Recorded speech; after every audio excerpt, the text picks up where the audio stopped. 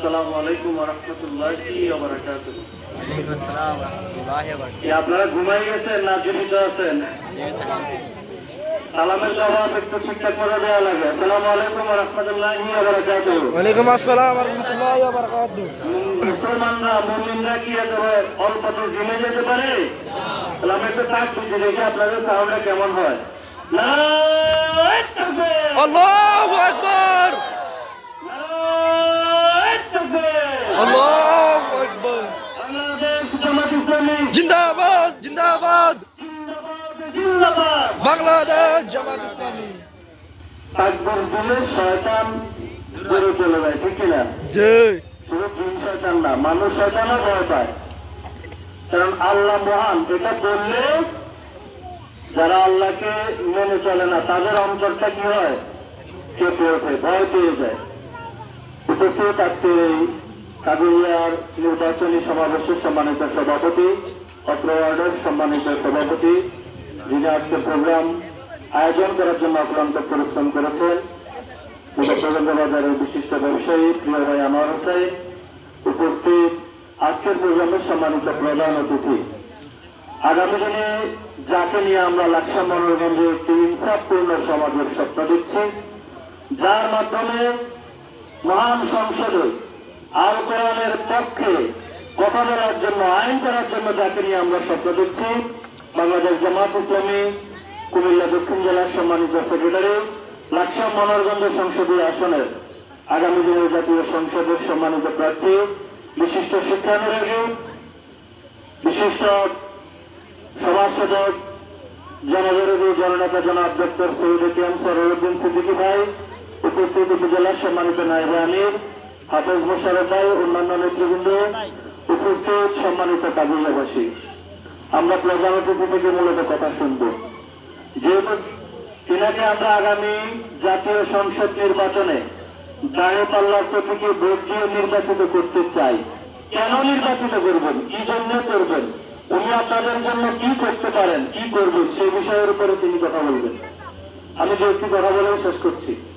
সম্মানিত উপস্থিতি, আজকে এই বাংলাদেশ ৫৪ বছর পরবর্তী সময়ে এসে আমরা যে অবস্থায় এসে দাঁড়িয়েছি, এখানে ব্রিটিশ চলে যাওয়ার পরে পাকিস্তান এসেছিল, তারা ৭১ চলে যাওয়ার পরে বাংলাদেশের মানুষরা এই দেশটাকে শাসন করেছে, রাষ্ট্র ক্ষমতায় গিয়েছে, কিন্তু দেশের মানুষের ভাগ্যের পরিবর্তন হয় নাই।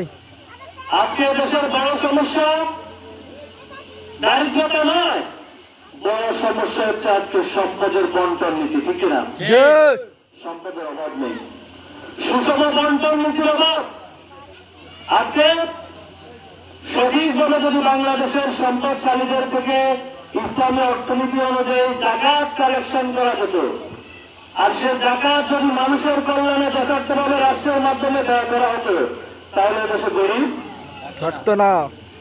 যে পিতা তার কন্যাকে বিবাহ দেওয়ার জন্য আজকে কন্যা দায়গ্রস্ত হয়ে রয়েছেন, তিনি আজকে সে অবস্থায় থাকতেন না, তার দায়িত্ব রাষ্ট্র নিত, তার সকল অর্থনৈতিক সমস্যার সমাধান রাষ্ট্র করে দিল, কিন্তু আমরা সেই রাষ্ট্র ব্যবস্থার পর্যায়ে যেতে পারি নাই।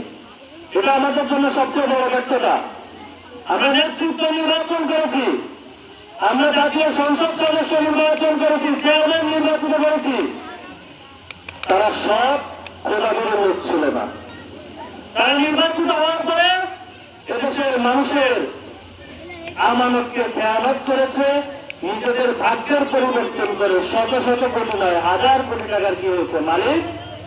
সম্মানিত কাগুলিয়াবাসী, আজকে জামাত ইসলামী একটা মিশন নিয়ে আপনাদের সামনে এসেছে। আমাদের মেসেজ খুবই পরিষ্কার, আমরা চাই একটি ইনসাফপূর্ণ, ন্যায় এবং ইনসাফ ভিত্তিক প্রত্যেকটা মানুষ তার যে ন্যায্য অধিকার পাওয়ার কথা, সেরকম সমাজ এবং রাষ্ট্র ব্যবস্থা আমরা চাই। আর এরকম সমাজ এবং রাষ্ট্র ব্যবস্থার জন্য একদল সৎ যোগ্য খোদাদের নেতৃত্বের প্রয়োজন। আজকে সেই নেতৃত্ব জামাত ইসলামী আপনাদের সামনে নিয়ে এসেছে। আজকে জামাত ইসলামের বক্তব্য খুবই সুস্পষ্ট যে আপনারা দাঁড়িপাল্লা প্রতীকে ভোট দেওয়ার মাধ্যমে আমাদের সিদ্ধান্ত হচ্ছে, জামাত ইসলামের সিদ্ধান্ত হচ্ছে এখানে ন্যায় এবং ইনসাফপূর্ণ একটি সমাজ প্রতিষ্ঠিত হবে। সেটা কিভাবে? যিনি আমাদেরকে সৃষ্টি করেছেন, যিনি আমাদের রব, তিনি আমাদের জন্য একটি জীবন বিধান দিয়েছেন, তিনি আমাদের জন্য কিছু পদ নির্দেশিকা দিয়েছেন, তিনি আমাদের জন্য কিছু পদ বাতলিয়ে দিয়েছেন। যেভাবে আমরা মসজিদে গিয়ে আল্লাহর হুকুমকে পালন করি, তেমনি ভাবে মসজিদ থেকে বের হওয়ার পরে ঘুম থেকে উঠা থেকে শুরু করে আবার ঘুমানো পর্যন্ত, একেবারে গ্রাম থেকে শুরু করে সংসদ ভবন পর্যন্ত প্রত্যেকটা জায়গায় যদি একমাত্র আল্লাহর বিধান অনুযায়ী সমাজ এবং রাষ্ট্র পরিচালিত হয়, আমরা বিশ্বাস করি এই সমাজ একটি হিংসাপূর্ণ সমাজ প্রতিষ্ঠিত। এখানে মুসলিম, অমুসলিম, ধনী, দরিদ্র সকল তার ন্যায্য অধিকার ফিরে পাবে। আপনারা কি আগামী দিনে এই আসলে একটি সৎ হিংসাপূর্ণ সমাজ কায়েমের জন্য দাঁড়িপাল্লা প্রতীক সরকারকে ভোট দিতে চান? ইনশাল্লাহ। তাহলে আপনাদেরকে কিছু কাজ করতে হবে। আপনারা যেমনিভাবে নিজেরা সিদ্ধান্ত নিয়েছেন, সৎ এবং প্রজাদের ভালো মানুষকে আপনারা ভোট দিবেন, যারা জমিনে দিন প্রতিষ্ঠা করতে চায়, যারা জমিনে আল্লাহ হুকুম কায়েম করতে চায়, ইনি হুকম ইল্লাল্লাহ সৃষ্টি যান আইন করে ভোটার। তাহলে বাইরে গিয়ে আপনার পরিবারে যে সকল ভোটার রয়েছে তাদের কাছে আপনি দাঁড়িপাল্লার দাওয়াত দিন। আমাদের আদর্শ উদ্দেশ্যের কথা তাদের কাছে বলুন, আপনার পাড়া প্রতিবেশী অন্যদের কাছে বলুন। সম্মানিত ভাইরা, অনেক চমকপ্রদ কথা নিয়ে আসবে। 500 টাকা 1000 টাকার বিনিময়ে আপনার ভোটটা কিনে নিতে আসবে। বিশ্বাস করুন, আরো বলছি, তাদের কাছে আপনারা প্রতারিত হবেন। 5টি বছরের জন্য তাদের কাছে আপনারা আর ন্যায্য অধিকার খোঁজার জন্য যেতে পারবেন না। 500 টাকার বিনিময়ে 1000 টাকার কারো টাকার কাছে যদি আপনার মাথাকে আপনি বিবেককে বিক্রি করেন, নিঃসন্দেহে এ সমাজ কখনো হিংসাপূর্ণ সমাজ হতে পারে না। সম্মানিত ভক্তি, আসুন আগামী দিনে আমরা দাঁড়িপাল্লাকে বিজয় করার জন্য আমাদের বাড়ি, আমাদের প্রতিবেশী, আমাদের পাড়া মহল্লা প্রত্যেকের কাছে আমরা যাই।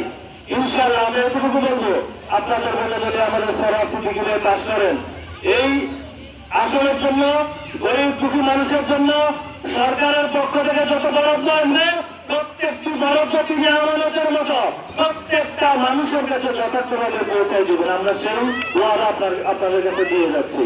আপনারা যদি এমন একটি ব্যক্তি পাওয়ার পরে যদি নির্বাচিত করতে না পারে, তাহলে ব্যর্থতা কার? আমাদের। তাই কারণবাসীর প্রতি আবারও অনুরোধ থাকবে, আসুন আগামী দিনে যত প্রোগ্রাম হবে আপনারা অংশগ্রহণ করবেন।